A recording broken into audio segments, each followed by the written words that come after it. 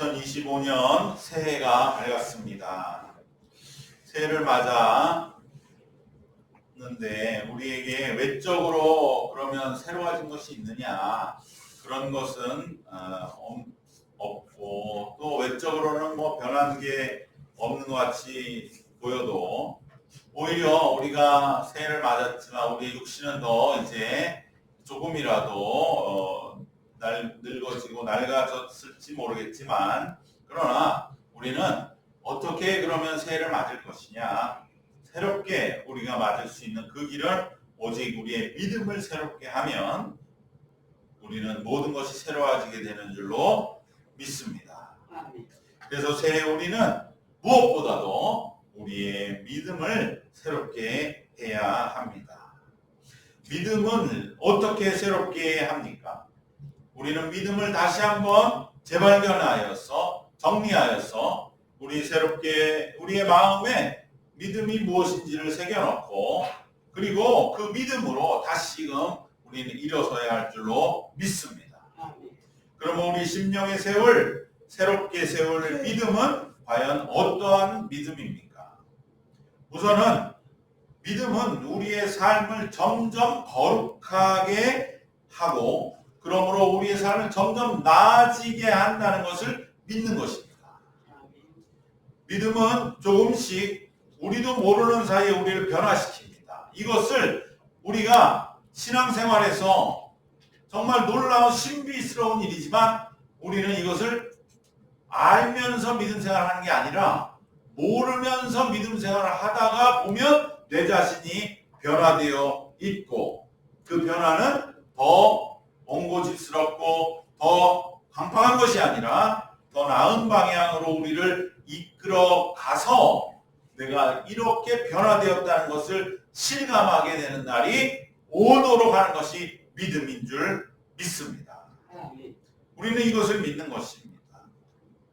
우리는 미래가 결코 더 나을 것이고 더 밝을 것이라고만 말할 수는 없는 불확실성의 시대를 살고 있습니다. 아마도 개인적으로 그러한 마음들이 우리를 흔들어 놓을 수도 있고, 또 사회적으로도 우리가 그래도 이만큼 많은 그러한 좋은 사회를 만들었다 여겼지만, 또 너무나 쉽게 무너지고 무기력한 모습들 속에, 혼란스러운 모습들 속에 정말로 우리의 미래가 과연 밝은 것이냐, 이것에 대해 장담할 수 없는 불확실성의 시대를 살고 있습니다. 그러나 이 모든 전망은 결국은 인간 속에서 나온 것이기 때문에 그렇습니다. 우리 스스로의 힘으로는 결코 미래에 대한 어떠한 전망도 할 수가 없는 것입니다. 그러나 믿음은 우리 힘으로가 아닙니다. 믿음은 은혜로 주어진 것입니다. 믿음은 은혜입니다. 오늘 22절 말씀, 히브리서 믿음장 11장의 바로 앞에 있는 10장의 22절 말씀에 우리가 마음의 뿌림을 받아 악한 양심으로부터 벗어나고 몸은 맑은 물로 씻음을 받았으니 라고 말합니다. 우리가 마음의 뿌림을 받았다는 것이죠. 십자가 보혈의 피가 우리 마음에 뿌려짐을 받은 거예요. 이것은 은혜로 우리에게 임한 것이고, 그러므로 우리는 악한 양심으로부터 벗어나게 됐고, 몸은 맑은 물로 씻음을 또한 받았다. 은혜로 받은 것입니다. 믿음은 이처럼 우리가 받은 것이지 우리의 사람에 나온 것이 아닙니다. 우리 인간의 어떠한 지적이고 정신적이고 인간적인 노력과 힘에 의지해서 우리는 미래를 개척해 나갈 수 없지만, 오직 믿음은 내 자신으로부터 근거하는 그 어떤 나의 능력이 아니라 오직 은혜로 우리에게 주어진 권능이기 때문에 우리는 믿음의 힘에 의지할 때는 미래를 개척하고 긍정적으로 전망할 수 있는 것입니다. 이처럼 오직 믿음만이 우리에게 더 나은 미래를 약속합니다. 오늘 말씀에 또한 24절, 25절에서 그 은혜로 22절에 주어진 믿음은 어떻게 우리의 삶을 이끌어 가느냐, 서로 돌아보아 사랑과 선행을 격려하며 모이기를 피하는 어떤 사람들의 습관과 같이 하지 말고 오직 권하여 그날이 가까움을 볼수록 더욱 그리하자라고 더 밝은 미래를 우리에게 약속해 주십니다. 믿음 안에 있으면 실제적으로도 미래가 더 밝아집니다. 이렇게 우리가 자신 있게 말할 수 있는 이러한 체험이 작년 한 해를 결산하며 있으셨을 줄 믿습니다. 작년 한 해 돌아볼 때에 내가 어떻게 한 해를 살았나, 세상적으로 참 여러 가지 일들 속에 어수선하고 또 내 자신도 한 해를 살아가는 그 모든 상황들이 아득하기만 여겨졌던 한 해를 돌아볼 때에 그래도 하나님이 한 발짝이라도 더 나가게 하시고 우리의 마음의 평안을 더 성숙시켜 주시고 우리가 더 나았다고 말할 수 있는 그 근거는 오직 우리는 알지 못하고 그 순간에 분명히 내가 정말 난 믿음으로 사는 건가? 라고 하는 생각들이 때로는 오고 가고 했을지 몰라도 결론은 우리가 믿음으로 살았기 때문에 더 나았구나 라는 최종 결론이 작년에 대한 우리의 마지막 결산이 되시기를 축원합니다.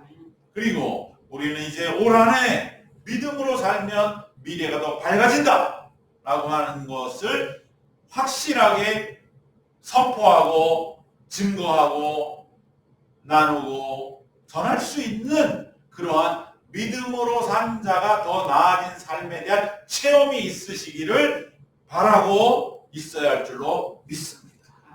그 믿음을 가지고 한 해를 달려나가기 위하여 우리는 이 첫 예배, 신년 예배에 우리의 믿음을 더욱 새롭게 하고 다른 건 몰라도 나도 사실 믿음으로 사는 게 뭔지 다 속 시원하게 말할 수 없고 때로는 내 자신도 믿음의 앞에서 늘 주님 앞에 정말 내 마음은 작아지지만 그러나 분명한 것은 무엇이냐? 믿음으로 살면 내 삶은 더 나아지고 신앙적으로는 더 거룩해지고 세상적으로는 더 풍성해지고 마음과 정서적으로는 더 많은 이들의 사랑이 넓어지는 그러한 그리하여 우리의 미래는 더 밝아지는 그러한 분명한 나의 그 믿음, 확신은 내가 분명히 있다고 하는 것을 또한 우리가 확신해야 할 뿐 아니라 그 체험에서 이웃에게 전하는 그러한 믿음으로 사는 올 한 해가 되시기를 바랍니다. 그리하여 우리는 믿음 안에서 점점 더 거룩을 향하고 우리 삶의 완성을 향하여 나가고 있다고 하는 그거 하나는 내가 믿는다. 내가 이것을 안다고 말하기도 어렵고 물론 내가 체험했기 때문에 체험한 일을 있고 그것을 통해서 나도 깨달아가고 있지만 그러나 확실한 것은 내가 믿는 것은 믿음 안에서 살아가면 내 삶은 지금의 이 불확실성과 여러 가지 혼란들 속에서도 반드시 더 나은 한 발짝, 두 발짝, 세 발짝은 좋겠지만 그게 안 되더라도 반 발짝은 이라도 나는 더 나아질 거라는 믿음은 내 안에 확실히 있고 그렇기 때문에 우리는 믿음의 길을 걸어가야 한다라고 이웃들에게 나눌 수 있는 그러한 믿음이 우리 속에 새롭게 세워지시기를 바랍니다. 두 번째로 우리가 믿어야 할 믿음은 무엇이냐? 다시 일어섬입니다. 다시 일어서는 것입니다. 그것은 언제라도 어떠한 상황, 어떠한 일로 넘어졌더라도 다시 일어나는 것이 믿음의 본질입니다. 오늘 말씀 26절, 31절에서 우리는 평소에 자비로운 성경 말씀에는 굉장히 뭔가 어색한 그러한 내용을 보게 되는 것입니다. 26절, 31절은 믿음에서 배제될 때에 얼마나 두렵겠는가 라고 하는 마치 지옥을 선포하는 것 같은 그러한 말씀은 아주 극단적으로 말씀하고 있습니다. 그래서 26절 31절의 말씀 때문에 이것은 하나님의 자비하시고 무한한 사랑과 복음과는 맞지 않다 이렇게 여기는 그러한 또 사람의 대표자가 루터였습니다. 그 루터는 히브리서는 신약 성경에서 어떤 메인에 들어가는 것은 아니고 이것은 조금 따로 빼놔야 되겠다. 그래서 빼놓은 4개의 말씀 중 하나가 히브리서가 되어 있는 것은 우리가 26절 31절을 보면 정말로 십자가의 무한한 사랑과는 마치 충돌하는 것 같은 26절에 우리가 진리를 아는 지식을 받은 후 침짓 죄를 범한 즉 다시 속죄하는 제사가 없고 27절 오직 무수하는 마음으로 심판을 기다리는 것과 대적하는 자를 태울 맹렬한 불만이 있으리라. 28절 29절은 구약으로 이것을 함께 설명합니다. 28절에 모세법을 폐한 자도 즉 모세법을 지키지 않은 자도 두세 증인으로 말미암아 불쌍히 여김 받지 못하고 죽었습니다. 돌에 맞아 죽었고 가차없이 모세율법에도 이러한 무시무시한 형벌을 받았는데 29절 하물며 하나님의 아들을 짓밟고 자기를 거룩하게 한 언약의 피를 부정한 것으로 여기고 성령의 하늘을 욕되게 하는 자가 누구로 생각됩니까? 정말로 안티 기독교 그러한 하나님의 아들을 짓밟고 자기를 거룩하게 한 언약의 피를 부정한 것으로 여기고 은혜의 성령을 욕되게 하는 자가 당연히 받을 형벌은 얼마나 더 무섭겠느냐. 정말 무시무시한 말씀이죠. 너희는 생각하라. 그러면서 30절 원수 갚는 것이 내게 있으니 내가 갚으리라. 완전히 심판의 하나님이지요. 믿지 않는 자를 원수로 해서 하나님은 갚으실 것이고 하시고 또다시 주께서 그의 백성을 심판하리라 말씀하신 것을 우리는 알고 있지 않느냐. 우리가 아노니 31절 마지막 살아계신 하나님의 손에 빠져들어가는 것이 무서울진저. 하나님은 살아계셔서 믿지 않는 자를 심판하신 그 하나님의 그 강력한 손 앞에서 멸망길로 결국은 내쳐지는 것은 얼마나 무서운 일이겠느냐. 마치 하나님의 무한한 사랑과는 충돌되는 것 같은 이 본문이 너무나 강한 경고가 있어서 하나님이 이러신 분이 아니잖아요. 하나님은 원수도 사랑하시고 또 정말 예수님은 십자가에 못 박으라는 자들을 저들의 죄를 용서해 달라고 기도하신 예수님과 맞지 않지 않느냐. 이러한 생각을 가진 그러한 지도자 중에 우리 종교개혁의 루터도 이 본문 때문에 이것은 너무 복음과 맞지 않는 것 아니냐 이렇게 보았지만 여러분 이 깊은 뜻은 무엇이겠습니까? 하나님이 또 히브리서의 기자가 예수 믿지 않으면 이렇게 무서운 심판받는다 이렇게 겁주는 이유가 뭐겠습니까? 그러니 우리는 결코 복음에 대하여 그것을 내치는 그러한 길을 절대 가서는 안 된다는 오히려 복음 안으로 반드시 너희 붙어 있어야 한다. 어떠한 죄와 어떠한 넘어짐이 있더라도 주님은 다시 돌아오는 자를 받아주시는데 그것마저 거부하면 길이 없지 않느냐라고 하는 말씀이라는 것을 우리는 더 깊이 들어가 보면 이 말씀도 역시 마찬가지로 복음의 믿음의 본질이 되는 어떠한 경우로 다시 일어나는 것이 믿음이라고 하는 것을 우리에게 증거하는 본문으로 새기게 되는 줄로 믿습니다. 본문의 깊은 뜻은 거듭 다시 돌아와 주님 앞에 회개하고 서면 어떤 죄든지 주님은 사해 주시는데 그 무한한 사랑마저도 저버리면 그때는 어떤 것으로도 구원받을 수가 없지 않느냐. 하나님도 그때 어떻게 할 수 없지 않느냐는 간절한 호소의 말씀인 것입니다. 아이들이 엄마가 부모님이 때를 쓸 때 이거 안 돼! 그러면 엄마 미워, 아빠 미워 이 말이 아빠가 싫다는 말이 아니잖아요. 아빠한테 나를 이렇게 서운하게 했지만 나에 대해서 좀 사랑해달라는 말인 거와 마찬가지인 것으로 이렇게 하나님이 이렇게까지 다시 찾아오는 자를 품어주시는 하나님의 그 사랑마저 버린다. 하나님은 어떻게 하려는 거냐? 답이 없지 않느냐? 바로 그 말씀인 것입니다. 그 정도로 무한한 하나님의 사랑, 그 밖으로 나아가면 도저히 그 어떤 것으로도 구원받을 수 없을 무한한 용납과 사랑이시기 때문에 어떤 일이 있더라도 그 사랑의 밖으로 나가지 말고 그 사랑 안에서 다시 일어서라는 믿음의 말씀입니다.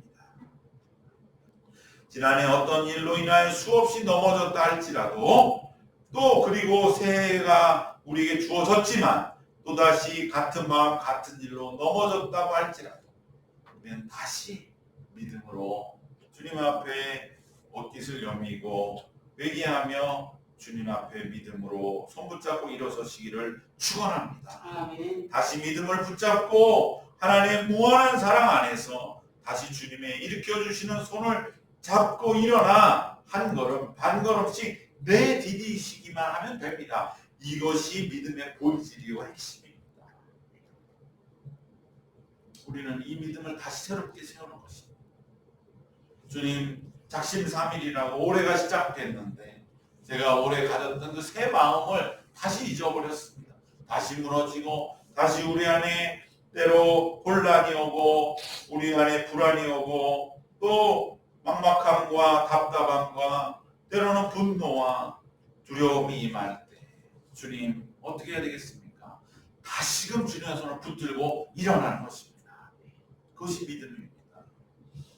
이것은 우리에게 수없이 일어날지라도 주님은 그러한 우리를 붙들어 주시고 일으켜 세워 주십니다. 오히려 그것을 인정하지 않고 이젠 더 어떻게 할 수 없을 거야. 주님은 더 이렇게까지 무너진 나를 어떻게 주님도 못할 거야 라고 생각하게 되면 이렇게 두려운 일밖에는 남아있지 않다고 하는 것, 이 말씀, 이 호소를 기억하면서 어떠한 일이라 할지라도 다시금 주님의 손을 붙들고 일어서는 바로 이 믿음의 길을 우리 새롭게 하시기를 주님의 이름으로 축원합니다.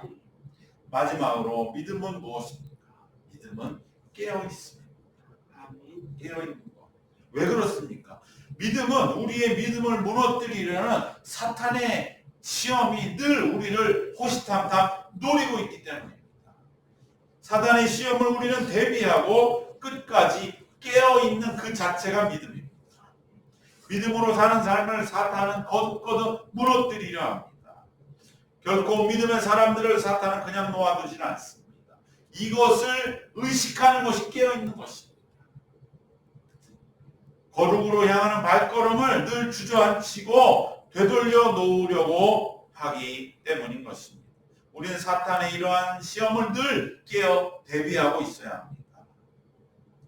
지금의 혼란한 사회 현실도 결국은 우리가 조금 살만해졌다고 했을 적에 우리에게 올 시험에 대비하지 않고 깨어있지 않기 때문에 이러한 시련을 초래한 것입니다. 많이 배우고 똑똑한 사람들이 왜 상식에 반하는 일을 버젓이 하는가? 바로 그들이 자신에게 묻지 않기 때문에 깨어있지 않기 때문에 이러한 일이 생기고 내가 이만한 사람이고 내가 이 세상에 제일 똑똑하고 제일 힘있고 그러한 내 자신에게 뭘 내가 더 누구에게 물어보고 누구의 말을 들어야 되는가 이러한 교만함이 깊이 뿌리내려 있을 때 그럴 때에 오직 믿음만이 우리의 귀를 열어서 하나님께 여쭙고 깨어있어서 하나님 제가 지금 제대로 가고 있습니까? 제가 지금 진정으로 하나님 앞에 있습니까? 그 물음이 나올 수 있는 것은 오직 믿음뿐입니다. 그 믿음이 없으면 사람들은 어느 정도 내가 이제 이루었고 안정되었다고 생각하면 어떤 위치가 되었다고 여기면 스스로 결코 더 이상 묻지 않습니다. 내가 모든 답을 가지고 있는데 뭘 내가 더 물으라는 것이냐. 그러면 그 사람의 귀는 막혀 버리는 것이고 그럴 때에 하나님의 음성도 들리지 않고 귀 막은 채 행하다가 어느덧 비상식적인 일도 하고 있는 자신의 모습이 되어버리는 것입니다. 우리가 잘 아는 2차 세계대전 때 그 독일 사람 정말로 얼마나 합리적이고 독일에서 만든 차 모든 전자제품 한때 정말 메이드 인 저머니 하면 다 모든 사람들이 믿을 수 있고 튼튼하고 정말로 세계적인 그러한 제품들 거기다가 예술, 철학, 사상에서 그 똑똑한 사람들이 도대체 뭐에 홀렸길래 유태인들을 600만이나 죽인 그건 너무나 이상한 것 아닙니까? 더군다나 루터도 독일 사람입니다.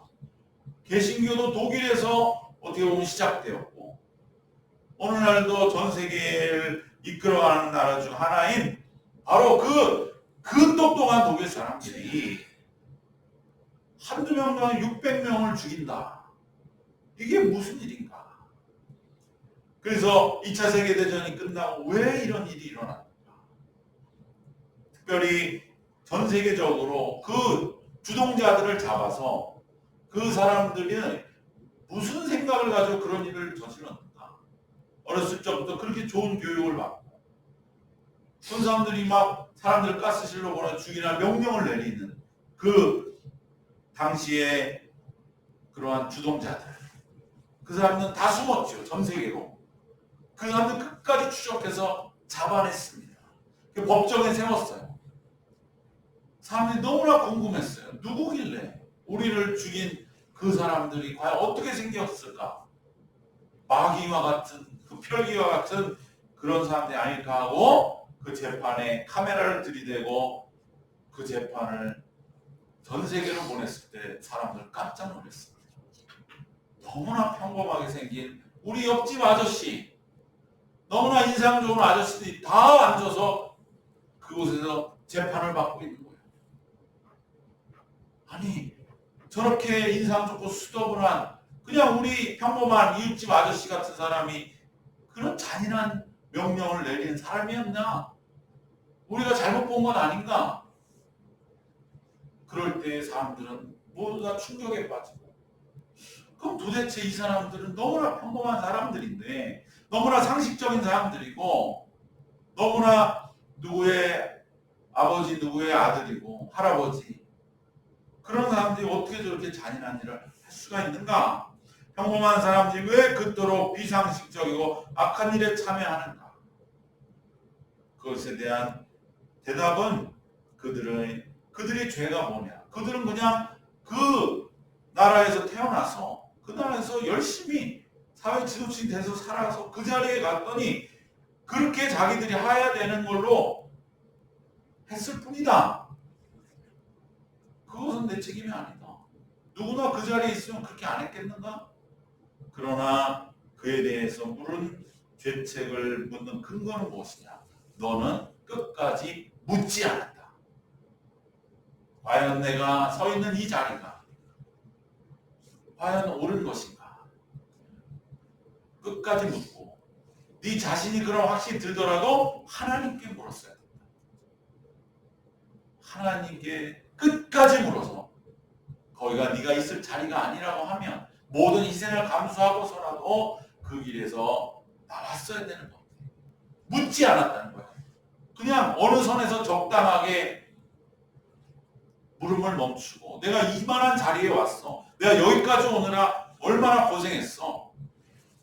그러면 됐지. 그냥 여기서 내가 주어진 일을 하면 되는 거지. 더 이상 나에게 묻지 마라 했던 바로 그것이 죄라는 것이죠. 그는 그 자리에 있기 때문에 나에 대해 더 이상 말하지 마. 나에 대해 묻지 마. 내가 시키는 것만 해. 내가 결정해. 여러분 그러한 삶을 사람들은 살고 있습니다. 오직 그러한 자의 마음을 깨뜨리고 아니야. 너는 끝까지 깨어서 물어야 돼. 네가 정말 바로 가고 있는지 네가 올 한 해를 어떻게 살아갈 것인지 끝까지 깨어 묻는 것. 그것이 바로 믿음입니다. 그렇기 때문에 믿음만이 우리의 모든 문제를 해결할 수 있고, 그래서 오직 믿음 우리에게 끝까지 묻는 것을 가르치고 경고합니다. 우리 믿음 생활이 때로 힘들고 어려울 때에 묻는 것을 멈출 수도 있습니다. 그러나 그때에도 끝까지 하나님, 내가 이 믿음 생활 속에 이 시련을 이기는 의미를 알게 하시고 내가 어떻게 하면 이것을 이겨낼 수 있을지 나에게 길과 지혜를 허락하여 주옵소서. 그것을 끝까지 여쭈어 보면 하나님 반드시 길을 주십니다. 반드시 필요한 것을 주시는 그것이 믿음입니다. 그래서 믿음 생활이 꼭 필요합니다. 사람들은 내가 어느 정도가 되었다고 생각하면 더 이상 묻지 않습니다. 그것을 깨트리는 것은 오직 믿음만이 우리에게 끝없이 묻고 또 하나님의 답에 귀를 여는 것입니다. 또 하나님 앞에 걸음으로 자신을 비춰보는 길이 바로 믿음입니다. 믿음은 깨어 있어서 여쭙고 듣는 것입니다. 죄를 경계하는 깨어 있음이 곧 믿음인 것을 기억하시고 올 한해 우리가 걸어가야 할 길, 1년 전체를 보면 너무 길고 막막하게 여겨질지라도 매 순간 주님께 깨어 있어서 여쭈어 하며 하나하나 문제를 풀다 보면 우리는 놀라운 그러한 믿음의 한 해를 보낸 자로 기록되게 될 줄 믿습니다. 오늘 새해를 시작하면서 우리는 올 한해 믿음으로 나아가자. 그러한 마음을 함께 모으면서 오늘 말씀 세 가지의 결론으로 우리가 새롭게 해야 할 믿음은 첫 번째로 우리의 미래에 대한 확신을 믿는 것입니다. 우리는 더 거룩해지고 믿음 안에서 우리를 더 변화시켜서 거룩하게 하시고 세상에 더 나아지게 하신다라고 하는 것을 믿는 것이 바로 믿음입니다. 두 번째로 믿음은 다시 일어서는 것입니다. 어떠한 일이 있더라도 어떠한 절망과 좌절과 바닥에서도 다시 일어서는 것이 믿음인 것을 기억하시기를 바랍니다. 마지막으로 믿음은 늘 깨어있는 것입니다. 늘 깨어서 하나님께 여쭙고 하나님의 음성을 들을 때에 우리는 사탄의 어떠한 도전과 시련도 겁내지 아니하고 반드시 믿음의 승리를 이루게 될 줄로 믿습니다. 그리하여 오늘 본문의 마지막 결론 38절 39절 이렇게 말씀합니다. 나의 의인은 믿음으로 말미암아 살리라. 올 한해도 우리는 믿음으로 말미암아 사는 바로 하박국서 2장 3절에 하박국 선지자의 그 의인은 믿음으로 말미암아 산다고 하는 그 고백의 말씀을 들으면서 39절에 우리는 뒤로 물러가 멸망할 자가 아니요 오직 영혼을 구원함에 이르는 믿음을 가진 자니라. 이 믿음을 가지고 올 한해도 승리하시는 우리 모두가 되시기를 주님의 이름으로 축원합니다. 기도하겠습니다. 사랑의 하나님 감사합니다. 우리에게 귀한 믿음 주셔서 한 해를 시작할 수 있는 주님의 그 붙들어 주심을 다시 한번 우리 마음에 새기고 우리 안에서 우리의 삶을 더 나은 방향으로 인도하시는 하나님, 우리를 거룩한 완전함에 이르게 하시는 하나님의 그 믿음으로 우리가 늘 다시 일어서고 또한 우리는 늘 깨어있는 믿음의 길을 걸어가는 올 한 해가 되게 하여 주셔서 24년도보다 더한 거룩함의 믿음의 승리 속에 하나님의 살아계심을 체험하는 25년도가 되게 하여 주시옵시고 믿음으로 한 해를 살았노라고 그렇게 우리들이 간증하고 전하고 그리하여 영혼을 구원하는 한 해가 되게 하여 주시옵소서. 예수님의 이름으로 기도드리옵나이다. 아멘. 이제